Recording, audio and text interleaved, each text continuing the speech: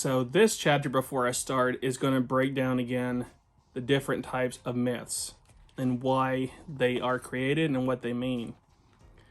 So of myths or fables, some are theological, others are physical, others are animistic or belonging to the soul, others material, and lastly, others mixed from these.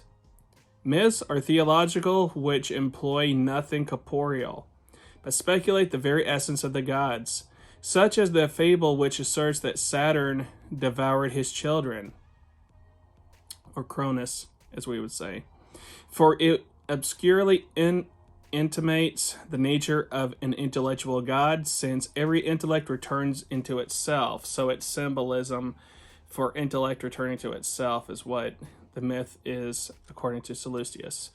But we speculate fables physically when we speak concerning the energies of the gods about the world, as when considering Saturn the same as time, and calling the parts of time the children of the universe, we assert that the children are devoured by their parents. But we employ fables in an animistic mode when we contemplate the energies of soul, because the intellections of our soul, though by discursive energy they proceed into other things, yet abide in their parents. So again, it is to tell a story for symbolism.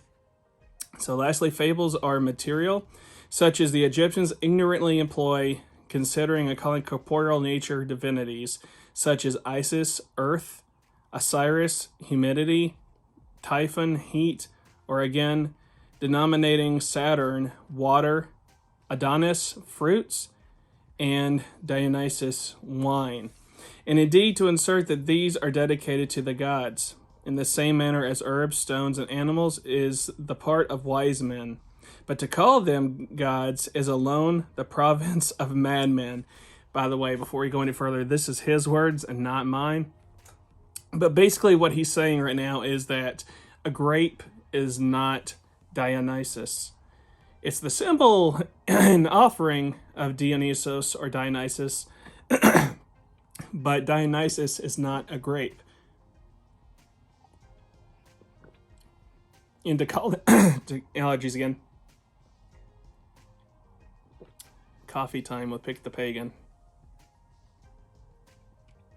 Really fitting into the motif of a book club, isn't it? But to call Dionysus, seeing a grape and saying this is Dionysus, is the province of a madman, is what Sallustius says.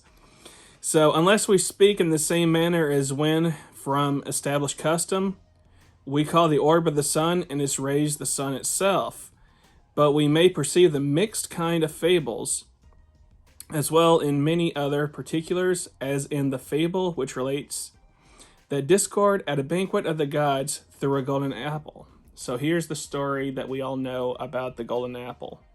So he's going to break down what that story actually means, explaining again that myths did not factually or literally happen, I should say, but they were told to give us insight on the gods.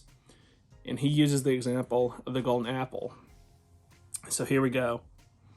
All right, so discord at the banquet of the gods through a golden apple. And at that, a dispute about its arising among the goddesses. They were sent by Zeus to take the judgment of Paris, who, charmed with the beauty of Aphrodite, gave her the apple in preference to the rest. For in this fable, the banquet denotes the supermundane powers of the gods. On this account, they subsist in the conjunction with each other, but the golden apple denotes the world. So the banquet is the power of the gods. The apple represents the world. So which, on accounts of its composition from contrary natures, is not improperly said to be thrown by discord or strife. So isn't that timely? The world is in strife and discord, and it feels like the world is in the hands of strife and discord. But again, since different gifts are imparted to the world by different gods, they appear to contest with each other for the apple. And the soul living according to sense For this is what Paris represents. Not perceiving other powers in the universe, asserts that the contented apple subsists alone through the beauty of Aphrodite. But of these species of fable, such are theological belongings to philosophers. So basically, Paris only saw the world through his eyes in the beauty of the world. And that's why Aphrodite would win the apple or the world, is what they're saying. The physical and the animistic to poets, but the mixed to the initiatory rites, since the intention of all mystic ceremonies is to conjoin us with the world and the gods. But if it is requisite to relate to another fable, we may employ the following with advantage. It is said that the mother of the gods, perceiving Attis by the river Gallus, became in love with him, and having placed on him a starry hat, lived afterwards with him in intimate familiarity. But Attis, falling in love with a nymph, deserted the mother of the gods, and entered into association with the nymph. Through this, the mother of the gods caused Attis to become insane, who, cutting off his genital parts, left them with the nymph, and then returned again to his pristine connection with the goddess. The mother of the gods then is the vivific goddess. On the account is called mother. But Attis is the nature of conversant with generation and corruption, and hence he is said to be found by the river Gallus. For Gallus denotes the galaxy or milky circle, from which a passive body descends to the earth. But since primary gods, perfect such as are secondary, the mother of the gods, falling in love with Attis, imparts to him celestial powers. For this is the meaning of the starry hat. But Attis loves a nymph, and nymphs preside over generation, for everything in generation flows. But because it is necessary that the flowing nature of generation should be stopped, lest something worse than things last should be produced, in order to accomplish this, the generable and corruptible natures, sending prolific powers into the realms of generation, is again conjoined with the gods. But these things indeed never took place at a particular time, because they have a perpetuity of substances. An intellect contemplates all things as subsisting together, but discourse considers this thing first, and that is second in the order of existence. So hence, since a fable most aptly corresponds to the world, how is it possible that we, who are imitators of the world, can be more gracefully ornamented than by assistance of fable? For through this we observe a festive day, and in the first place we ourselves, falling from the celestial regions and associating with a nymph, the symbol of a generation, live immersed in sorrow, abstaining from corn and other gross and sordid alignment.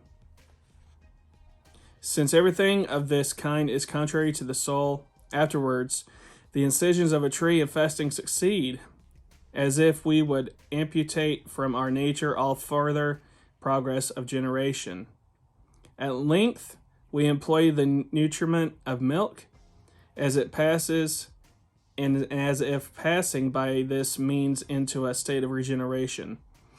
And lastly, festivities and crowns and a reascent, as it were, to the gods succeed. But the truth of all this is confirmed by the time in which the ceremonies take place, for they are performed about spring and the equinox period, when nature and the degeneration cease to be no longer generated, and the days are more extended than the nights, because the period is accommodated to the ascending souls. But the rape is a fable to have taken place about the opposition of the equinox, and this rape alludes to the descent of the souls, and thus much concerning the mode of considered fables, to our discourse on which subjects may be both the gods and the souls of the writers of the fables be preposterous.